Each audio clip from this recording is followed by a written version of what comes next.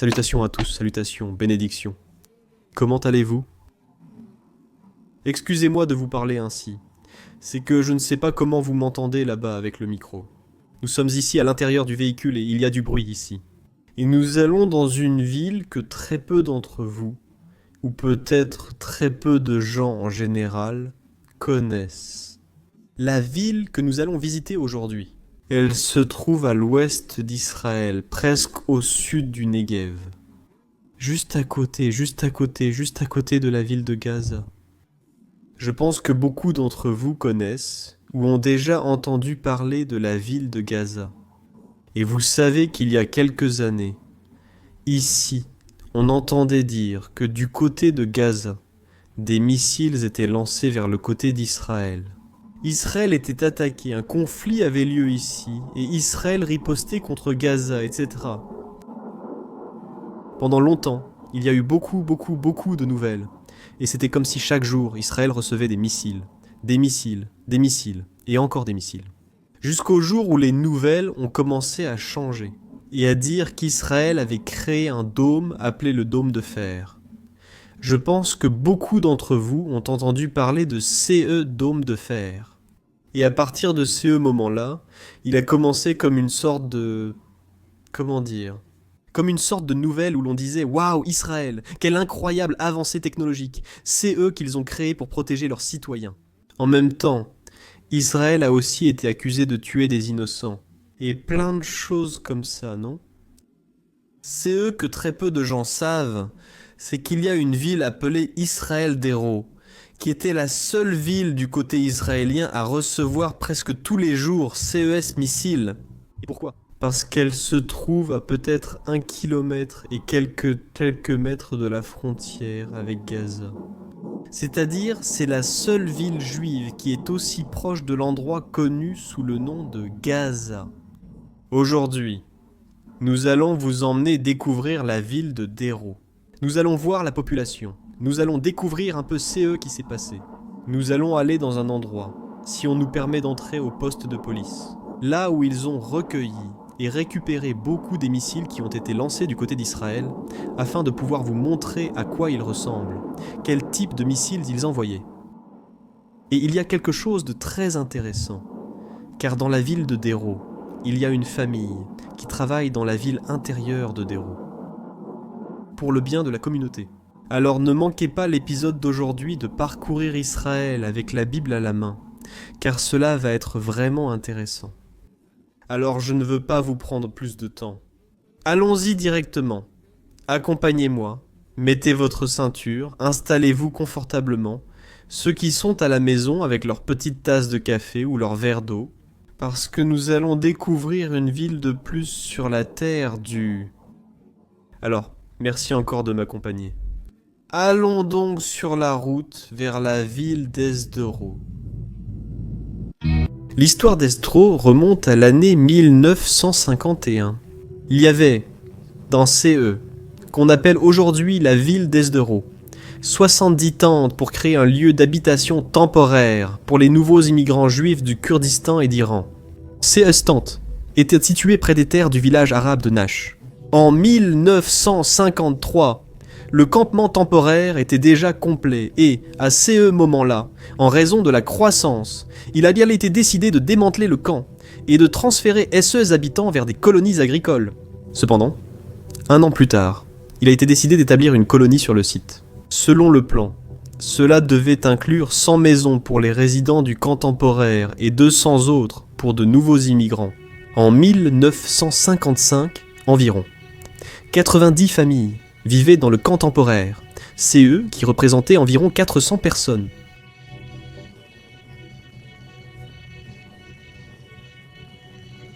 À la fin de 1956, il y avait déjà 150 logements en construction en béton, avec des appartements de 35 à 45 mètres carrés.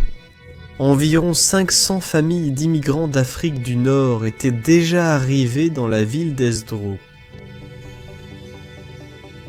Au fur et à mesure que nous continuons à parcourir la ville, je voudrais vous montrer un peu à quoi ressemble la ville aujourd'hui. Nous allons la voir d'ici, depuis la voiture. Je vais faire un tour de la ville ici, lors d'une journée normale. Aujourd'hui est un jour normal, et je veux que vous voyiez vraiment comment les gens vivent sans peur. Ici, les gens ne courent pas effrayés. Je vais craquer, faire une crise, où on risque de nous attaquer à tout moment. Les gens ne vivent pas ainsi ici. Évidemment, certaines périodes de conflit rendant la situation vraiment triste et moche. Mais regardez, c'est une ville normale. Nous arrivons presque au centre maintenant. Elle est très petite, comme je vous l'ai dit, un peu plus de 26 000 habitants. C'est une ville vraiment, vraiment, vraiment, vraiment petite. Et à cause de toute cette situation, il y a 2 ans, précisément en 2019 et plus exactement en 2018 quand le conflit était le plus dur, le plus intense. Ici, la situation est devenue assez mauvaise et beaucoup de gens ont quitté la ville. Ils ont quitté la ville et ont décidé de partir ailleurs, d'aller dans un autre endroit. Cette ville porte le nom de Boulevard, car le Keren Kayemet, un fonds national juif, a décidé de planter des eucalyptus le long des routes du Negev. En 1958, de nouveaux immigrants du Maroc, de Roumanie et d'autres pays ont commencé à arriver. Et en 1968, Estéro comptait environ 8000 habitants. Dès 1990, des immigrants d'Éthiopie et de l'ex-Union soviétique ont commencé à arriver. Plus de 10 000 sont venus au total. Et c'est ainsi qu'en 1996, Estéro est finalement reconnue comme une ville. Cette ville paraissait parmi les plus modernes et prospères en expansion dans le désert du Negev. Mais la grande épreuve pour ceux et ses habitants allait commencer dans les années 2000.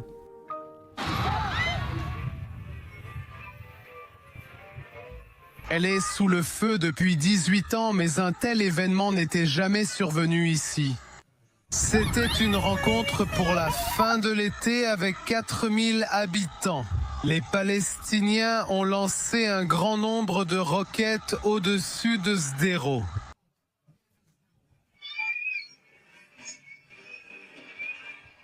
Tout le monde à terre, tout le monde à terre.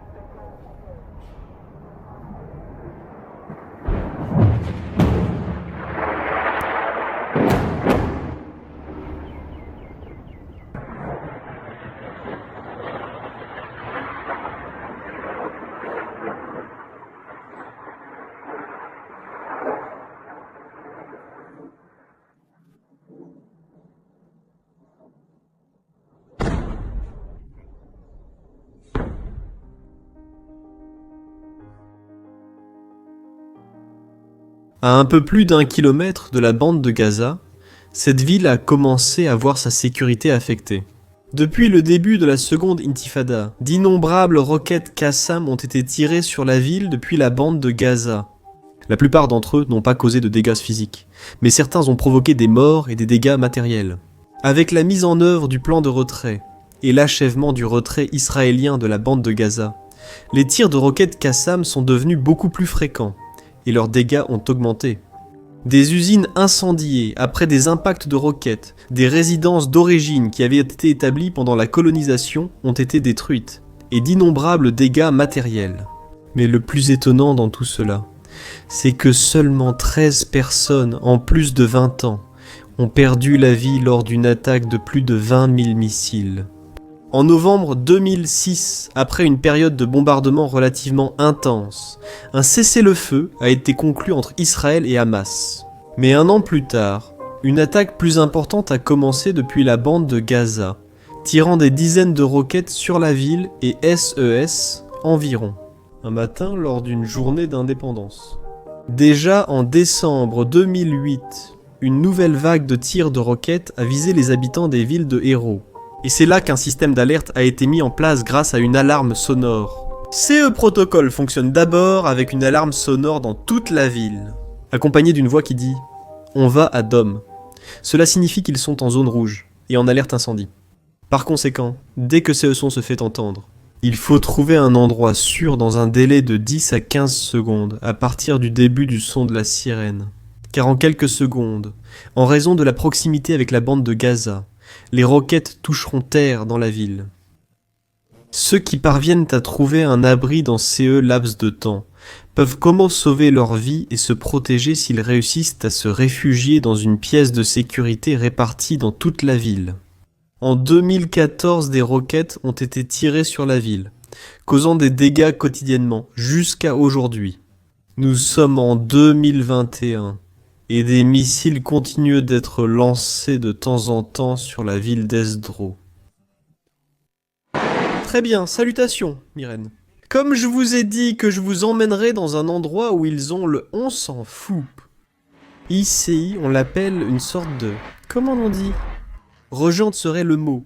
Là où ils ont récupéré beaucoup des missiles qui ont été lancés sur cette ville. Maintenant, je vais vous montrer un peu. Nous sommes maintenant au poste de police de la ville. On ne peut pas filmer ici, on ne peut pas entrer. Avant, ils les gardèrent à l'intérieur. Et ils étaient beaucoup mieux rangés. C'est eux type de missiles que vous allez voir maintenant. C'est eux qu'ils font et maintenant. C'est qu'ils les ont sortis dans une zone où les gens peuvent les voir. Et c'est eux qu'ils vont faire, c'est créer un nouveau musée. Je vais voir si je peux au moins vous montrer la zone. Où sera le nouveau musée pour que vous puissiez en voir un peu plus à ces sujets. Maintenant, c'est eux qu'il y a ici aujourd'hui. Souvenez-vous, depuis l'an 2000 comme nous l'avons vu auparavant, lorsque la deuxième intifada a commencé, plus de 20 000 missiles ont été lancés sur cette ville. Regardez, je vous montre, pendant que je vous raconte. Plus de 20 000 missiles sont lancés sur cette ville. Une ville, comme nous l'avons dit auparavant, de 26 000 habitants. Regardez par ici, voyons. Plus. Voilà, nous y sommes. Une ville de 26 000 habitants. Et le plus intéressant dans tout cela, c'est que seulement depuis l'an 2000 jusqu'à aujourd'hui, seules 13 personnes ont été touchées. Vous m'avez bien entendu. 26 000 habitants, un peu plus. En 20 ans, plus de 20 000 missiles ont été lancés. Et seulement 13 personnes ont été touchées. Ainsi, c'est eux que vous voyez. Ces eux sont les missiles, une fois qu'ils ont explosé, tombés sur cette terre. Par exemple, regardez, je vais vous montrer ceci. Ce n'est qu'une partie. Remarquez que la tête ici est comme pliée. Pourquoi ? Parce que cela a frappé le bitume. Et en frappant le bitume, cela s'est enfoncé dans le bitume. Ici devant, c'est eux qu'ils mettent. Ces eux sont des missiles artisanaux. Même s'il y en a ici certains qui ont des sceaux de la Russie, par exemple, il y en a d'autres qui portent des sceaux égyptiens avec des lettres arabes, mais la plupart d'entre eux sont des missiles artisanaux. C'est pour cela que vous les voyez. Ces sont les missiles. Beaucoup de gens sont surpris quand ils voient dans les missiles, mais c'est parce que c'est du matériel fait maison. Beaucoup des habitants de Gaza, ceux qui sont des terroristes, sont ceux qui fabriquent ces matériel chez eux, dans leurs dépôts, avec beaucoup d'argent, parfois même provenant de fondations.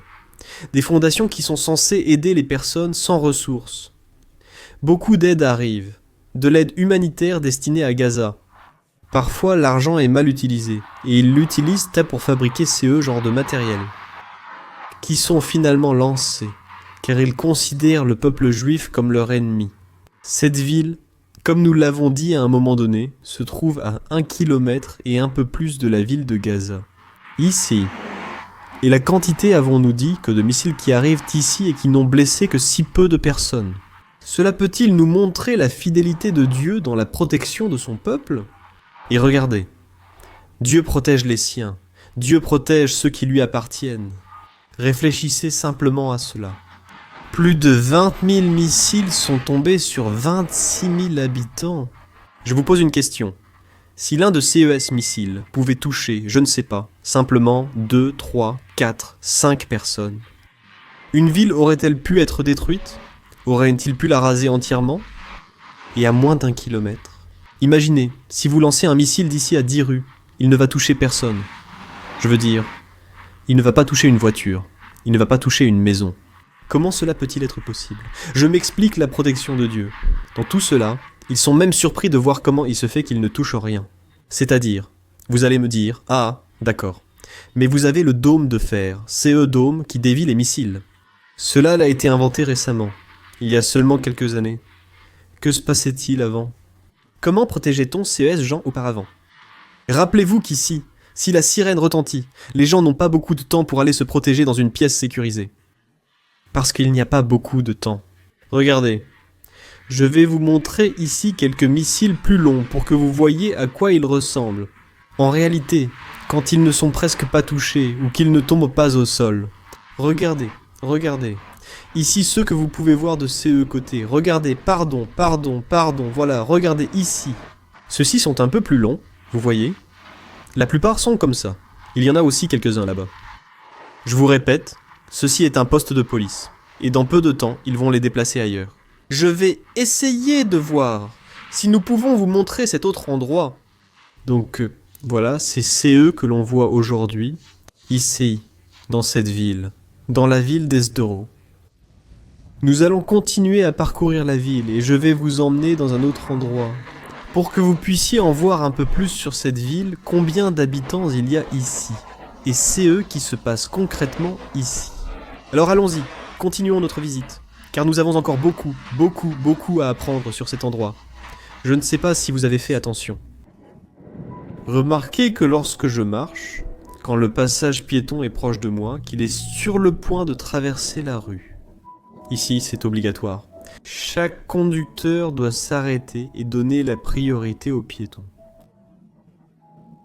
Ici, ce n'est pas comme dans certains pays où la voiture passe au-dessus et le piéton est laissé de côté. Ici, la loi est très importante pour la personne qui marche. Et eux aussi doivent respecter les endroits signalés. Il y a des endroits signalés où ils doivent marcher et où seulement eux peuvent se déplacer. Ils ne peuvent pas se déplacer ailleurs que dans les zones signalées. Et donc le véhicule est obligé de s'arrêter complètement, de stopper tout mouvement, pour que les gens puissent traverser la rue sans aucun problème. Sinon, là, il y a beaucoup de caméras dans la ville qui finissent par donner une amende au véhicule. Vous ne réalisez même pas que vous avez une amende, car elle arrive directement chez vous par courrier. Avec la photo prise de la plaque d'immatriculation du véhicule. Et il n'y a aucun moyen de contester, parce que la photo a été prise, la photographie fait office de témoignage. Et c'est fini. Là, vous êtes tombé. Il faut payer une petite amende, et en plus, dans certains cas, CE sont des amendes avec des points.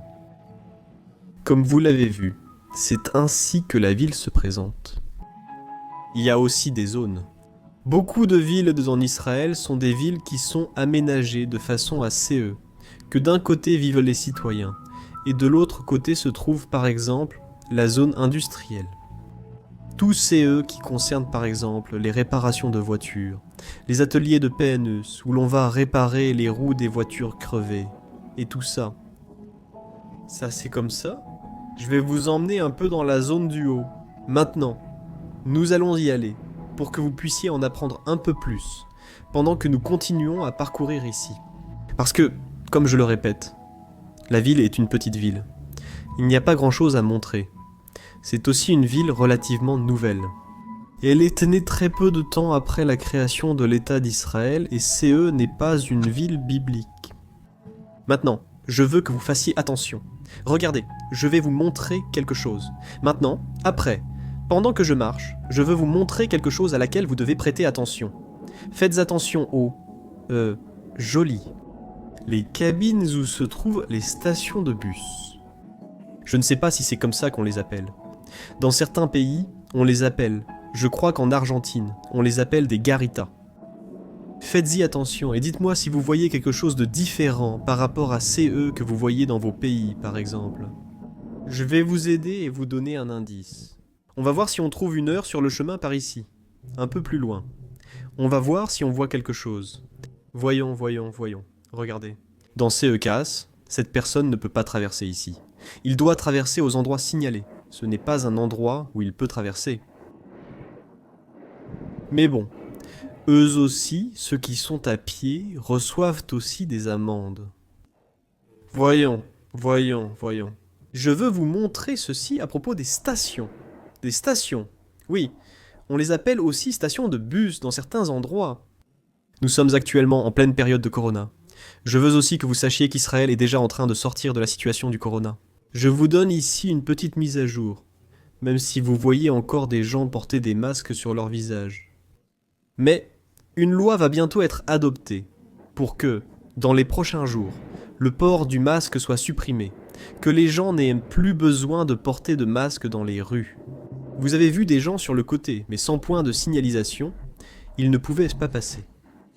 Ce n'est pas une zone où ils ne peuvent pas traverser. Moi, je continue à vous montrer et à marcher pour que vous voyiez la ville.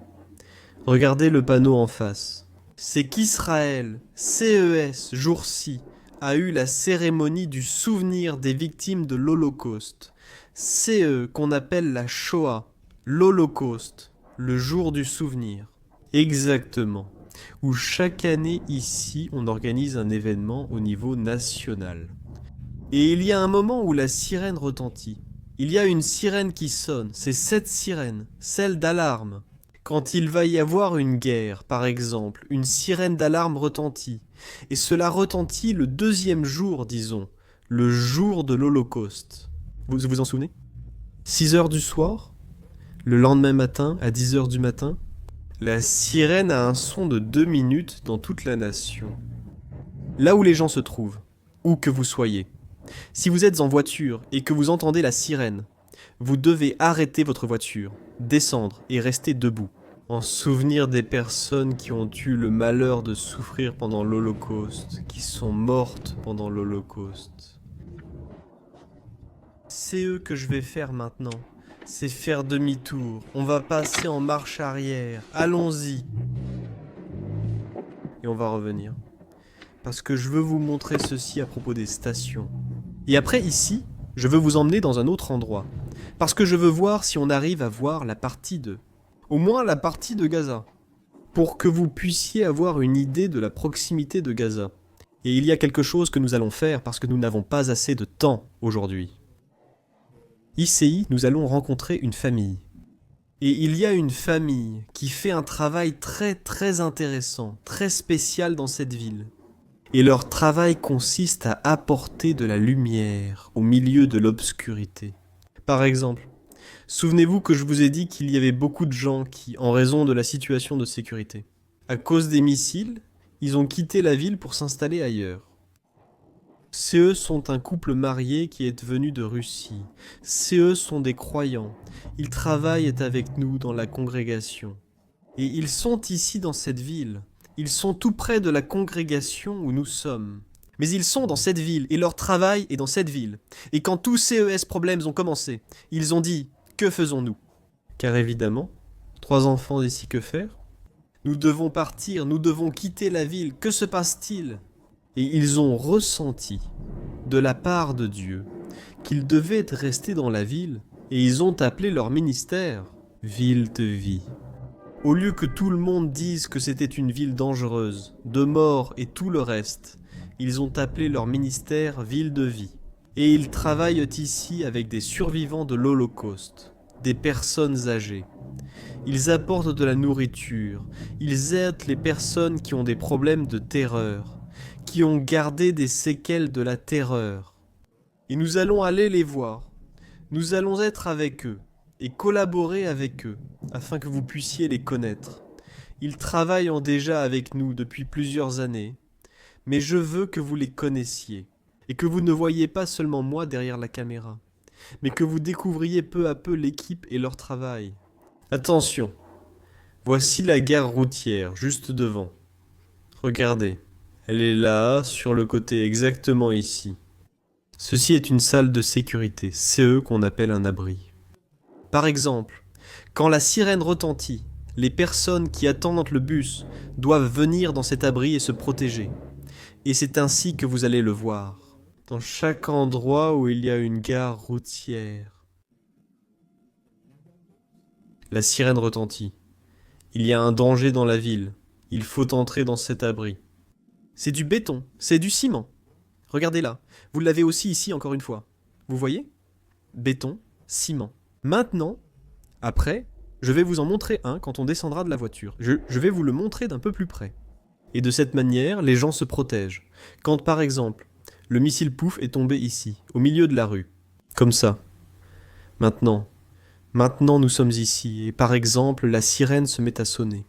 C'est eux que je dois faire, c'est sortir de la voiture, me jeter au sol, protéger ma tête avec les mains derrière, et attendre que tout passe.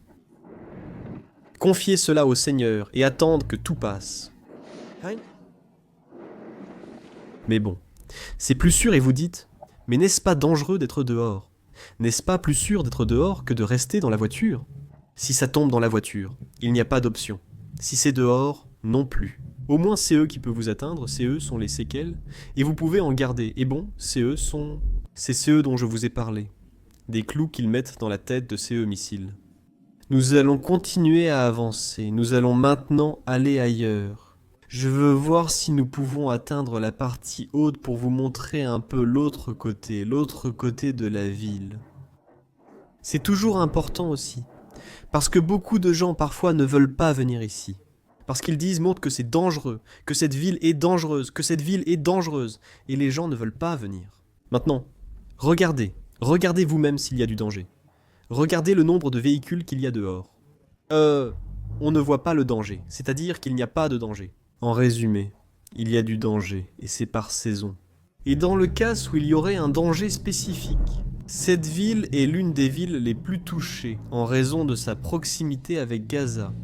Maintenant, c'est eux que nous allons faire, c'est que nous allons sortir d'ici, de la ville, et, nous allons traverser de l'autre côté. Je vais laisser la caméra allumée, parce que je veux que vous expérimentiez à quel point c'est proche, pour que vous voyiez à quel point nous sommes proches. Regardez, en quelques minutes, nous serons de l'autre côté. Je n'irai pas à Gaza, car en tant que citoyens israéliens, l'accès est interdit à cause du contrôle militaire. Mais regardez, je suis déjà ici pendant que je vous parle. Je viens de quitter la ville. Là, il y a le panneau en haut. Nous sommes sortis de la ville. Ici, nous entrons sur la route principale, celle qui relie les villes. D'un côté, la ville de Be'er Sheva, et de l'autre côté, vers la ville d'Ashkelon. Maintenant, regardez ici, Tout simplement ici, vous voyez? Maintenant, je vais traverser, et vous allez voir ça. De quoi s'agit-il? Nous sommes déjà de l'autre côté, nous sommes encore en territoire israélien, nous sommes en terre d'Israël. Il y a beaucoup de gens ici qui ne veulent pas arriver, mais c'est ici qu'ils vivent. De cet autre endroit. C'est là qu'ils vivent, Aussi des citoyens israéliens, qui sont un peu plus téméraires. Regardez. Ici, il y a un contrôle de sécurité. Regardez les caméras, Ceux-ci sont CE, qu'on appelle des kibbutz. Vous allez voir à l'intérieur, regardez les barbelés tout autour, en hauteur, comme une protection. Vous avez sûrement entendu, il y a quelque temps, des nouvelles concernant CES Jean. Les terroristes, c'est eux qui le faisaient, c'était de s'infiltrer sous terre.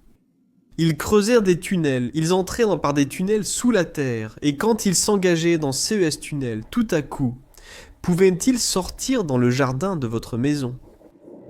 Là où nous sommes, il y a eu beaucoup de terroristes qui sont sortis comme ça, des jardins des maisons, à cet endroit, à l'endroit où nous nous trouvons maintenant. Je vais essayer d'aller directement là où je veux vous montrer. La zone des Gaza.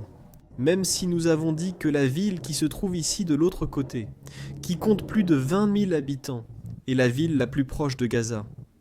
Ceci reste encore une sorte de petit village, non? Un petit village qui est juste à côté de Gaza. Maintenant, regardez. Nous ne pouvons pas avancer. Vous voyez qu'il y a un portail, et ce portail ne nous permet plus d'avancer, car c'est un portail militaire. À partir de là commence déjà le territoire de Gaza. Hein? Pour que vous puissiez avoir une idée, regardez les maisons ici.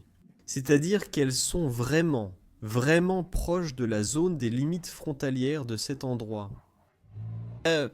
Je ne sais pas si vous pouvez vous en rendre compte et apprécier d'ici tout cela. Vous voyez? Là c'est déjà fini, c'est déjà de l'autre côté. Je vais essayer de faire le tour. Et je vais voir si je peux vous emmener avec moi et nous allons essayer. Je ne promets rien.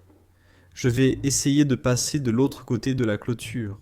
C'est risqué, je le sais, parce qu'il y a aussi des champs de mines. Mais bon, on y va, on y va, on y va. Je veux vous montrer. Nous sommes ici engagés avec vous et nous allons essayer, n'est-ce pas? Je ne promets rien, mais nous allons essayer de passer de l'autre côté de la clôture. Regardez, la clôture ici. Elle est complètement fermée ici, vous voyez? Vous vous rendez compte? On ne peut pas passer par là. C'est parce que de l'autre côté, par exemple ici de CE côté, là-haut, ici, vous voyez toute cette clôture. C'est ici que les terroristes, ils traverseraient de CE côté. Maintenant non, dans beaucoup de casses. CE qui s'est passé, c'est qu'ils ont creusé des tunnels en dessous. Et quand ils ont fait CES tunnel en dessous, CE qu'ils font, est-ce qu'ils finissent par entrer ou sortir juste ici, dans CES maison, vous voyez? Vous me demandez, mais pourquoi CES gens vivent-ils là? Pourquoi CES gens vivent-ils là? Parce que CES gens aiment cette terre et ils ne vont la céder à personne. Et elle leur appartient. Elle leur appartient par héritage. Elle leur appartient. Et elle est purement et exclusivement à eux. Et regardez, tout ceci était militaire. Tout ceci est une zone militaire. Tout cela, CE, sont des champs de mines. Et là, vous pouvez voir, on ne voit pas très bien. Il y a un poste d'observation là-bas au loin, qui est celui qui a des caméras et contrôle tout CE qui se passe dans la ville de Gaza. J'y vais maintenant. Je reste ici. Je tourne autour de toute cette zone à l'extérieur. Ce que je vais faire, c'est chercher un chemin. D'accord. Et maintenant, on se reconnecte pour pouvoir entrer là-bas de l'autre côté. Bon, je continue d'essayer de trouver un moyen d'entrer. En fait, je suis déjà à l'intérieur, en vérité. Je veux vous montrer où je suis pour que vous puissiez voir exactement. Là, je vais vous montrer maintenant. Regardez la ville. La ville, c'est Déro, celle où nous venions. Que nous venions juste de découvrir. Elle est restée de CE côté-là, c'est-à-dire, elle se trouve derrière toute la partie des grillages. Vous vous souvenez? Cette clôture et tout cela sont restés de CE côté-là. Si vous pouvez voir là-bas, au loin, il y a comme une ligne, c'est une rue en terre, vraiment, vraiment abandonnée. C'est par là que nous sommes passés. Nous avons traversé de l'autre côté, et nous avons commencé à marcher, et regardez. En vérité, pour arriver à l'endroit où nous sommes, nous avons fait le tour pendant presque plus de 2 heures. Plus de 2 heures pour arriver ici. Et finalement, nous avons réussi à entrer dans ce secteur. Ce secteur que vous voyez ici, cette rue militaire. C'est par ici que passent les véhicules militaires. Je vais maintenant monter là-haut, là où se trouve cet arbre, car c'est une sorte de belvédère qui a été créé. Un belvédère, mais avec, avec un monument où c'est un rappel pour les gens que des personnes sont tombées, ici. Mais nous allons continuer à marcher un peu plus dans cet endroit pour que vous puissiez en voir un peu plus. Exactement où nous sommes. Attendons. Nous allons marcher par ici, du côté des militaires, pour montrer que nous ne sommes dans aucun endroit dangereux et qu'il ne nous arrive absolument rien. Bon, regardez. Nous sommes déjà plus près d'arriver à l'endroit où je veux aller, là-bas, à CE Belvédère là. Mais avant d'y arriver, je veux vous montrer quelque chose. Maintenant, nous allons aller jusque-là, et nous allons y rester un petit moment. Mais regardez, exactement ici. Tout cela, CE que vous voyez ici devant moi, c'est la ville de Gaza. Je sais qu'il y a du vent, peut-être. Nous allons monter ici. Allons-y. Accompagnez-moi. Marchons ensemble, car moi aussi j'essaie de rester en forme pour vous. Et je suis vraiment désolé pour le vent. Je suis dans une zone en hauteur. Comme vous pouvez le voir, c'est une zone élevée. Eh, regardez, n'est-ce pas? Alors là-bas, regardez. La ville d'Esdoroth est restée là-bas, derrière. Vous voyez la route. Les voitures qui passent là-bas derrière, on peut voir comme des petites maisons blanches. C'est la ville où nous venons juste d'être. Là, en train de faire le tour en voiture. Comme je vous l'ai dit avant, on a fait tous ces trajets par ici. On a traversé, on est arrivé de ces côtés. On a commencé à marcher. On a commencé à monter. Et là, on a, en définitive, la ville de Gaza. Je sais qu'il y a beaucoup de vent. Désolé, je ne sais pas comment vous l'entendez. Regardez tout ça ici. De l'autre côté, si vous pouvez voir au loin, là-bas, c'est la mer Méditerranée. Et de l'autre côté, nous avons l'Espagne. Maintenant, ici, il y a des usines. CE que vous pouvez voir ici. CES Tours. Et là-bas, au loin, on peut voir une autre ville. C'est la ville d'Ashkelon. Rappelez-vous qu'il y a une histoire biblique ici. Nous irons et nous en souviendrons sur place. CE qui est arrivé à Samson et Dalila, cela s'est passé dans cette ville, la ville d'Ashkelon. Et là-bas, il y a aussi un ministère hispanique que nous allons aller visiter. Pour que vous connaissiez aussi et sachiez le travail qu'ils font dans cet endroit. Maintenant, quand il y a un conflit, tous les missiles partent de cet endroit, les chars de guerre, tout part de cet endroit, c'est-à-dire que les chars entrent par ici et commencent à attaquer cet endroit-là. Je ne sais pas si on le voit à la caméra, je pense qu'on ne l'apprécie pas bien. Mais là, juste devant nous, il y a une sorte de tour et ici, il y a comme des petites maisons marron. Et on ne peut pas les voir à la caméra. Mais il n'y a pas de fenêtre. C'est là que les terroristes utilisaient cet endroit comme base pour préparer leurs armes. Et c'est là que l'armée israélienne a détruit toute cette base. Là où ils s'entraînaient et se préparaient. Pensez qu'ici, en bas, par ici, c'est là que ces fameux tunnels souterrains étaient creusés et que les gens passaient. Les terroristes passaient en dessous de cela pour finir par sortir. Ils sortirent là-bas, dans la ville, celle que nous avons là, derrière nous. C'est la vérité. Vivre ici est un défi pour CES Jean, mais ils aiment la terre d'Israël, et c'est ici qu'ils veulent rester. CES Gens ne sont pas tous des mauvaises personnes qui vivent à Gaza. En fait, il y a beaucoup de chrétiens qui vivent là-bas. Le problème, c'est le terrorisme. Il y a beaucoup de gens qui sont des terroristes et qui contrôlent les masses. C'est un endroit qui, il y a quelques années, il y a environ 20 ans, était ouvert. On pouvait y entrer, aller s'asseoir au restaurant, prendre un café, aller à la plage, sortir. C'était très paisible. Il y avait des relations. Les Israéliens d'ici allaient de là-bas, et vice-versa. Jusqu'à que tous ces problèmes de terroristes commencent et que toute la paix de cet endroit disparaisse. Ici, devant nous, il y a aussi des champs de mines, et on ne peut pas rester ici. En définitive, nous sommes entrés parce que, eh bien, nous essayons de vous apporter le meilleur. Nous sommes de toute façon tranquilles, dans un endroit sûr, dans un endroit où l'armée nous permet d'être. Ce n'est pas un endroit où l'on peut rester tout le temps. Mais ici, l'armée nous permet d'être présents. Plus à l'intérieur, regardez, il y a une seconde partie. C'est-à-dire, il y a une seconde clôture là-bas au loin. À partir de là, de ces côtés, nous ne pouvons pas entrer. Et là c'est fini parce qu'il y a l'armée. Ils nous disent que nous devons nous arrêter ici. Car au-delà, c'est sous contrôle militaire, avec des tours militaires.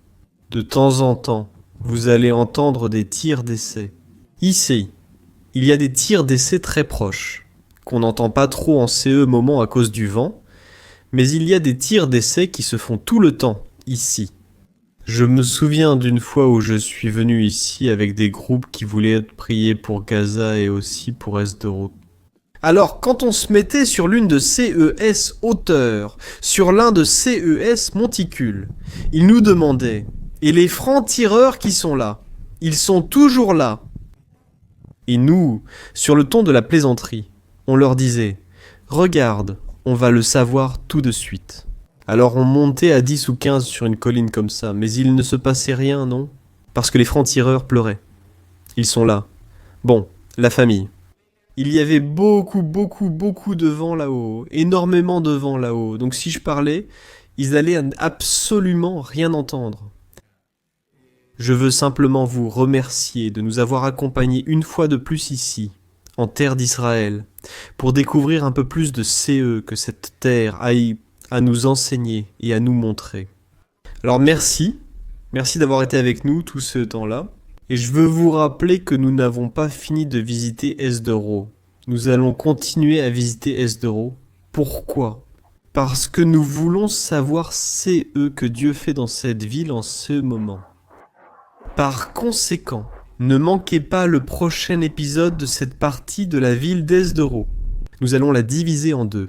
D'une part, CE que nous avons vu. D'autre part, comment Dieu agit aujourd'hui. C'est-à-dire, les pierres vivantes. Comment les pierres vivantes agissent aujourd'hui dans la ville d'Esdero. Et nous allons rencontrer, comme je vous l'ai dit, une famille qui travaille là-bas. Et nous allons partager un peu avec eux. Et ceux qui voudront, peut-être à un moment donné, aider, soutenir, les portes sont ouvertes. Alors merci beaucoup. Que Dieu vous bénisse. Passez une excellente journée. Bonne continuation de journée. Bonsoir à ceux déjà ailleurs dans le monde. Bonjour à ceux qui se réveillent. Et d'ici, nous vous disons au revoir. Merci. Merci de nous avoir accompagnés. Que Dieu vous bénisse. On se retrouve dans un autre épisode ici, depuis la terre de la Bible. Shalom, shalom, bénédiction. Au revoir, au revoir.